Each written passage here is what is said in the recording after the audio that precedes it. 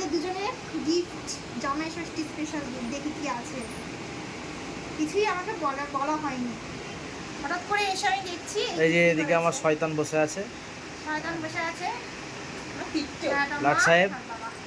এই যে লাট সাহেব, এই যে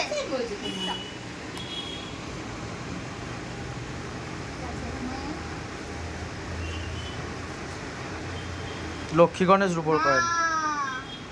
রূপোর চেন আছে, সেই রূপোর চেনের পরার জন্য এস লকেট।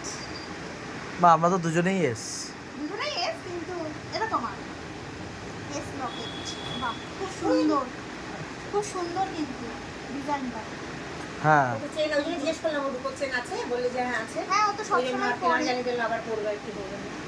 আমি তো রূপোরটাই পরি, সোনারটা তো আলমারি। ওইটা এক্সট্রা করে দিই। আর একটা হচ্ছে এটা আমার,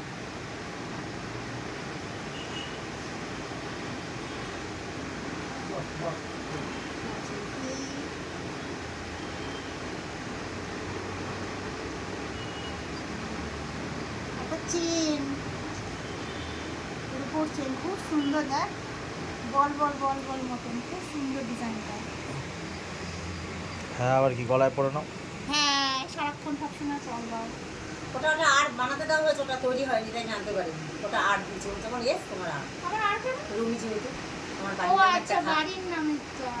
বাহ, খুব সুন্দর, পছন্দ হয়েছে।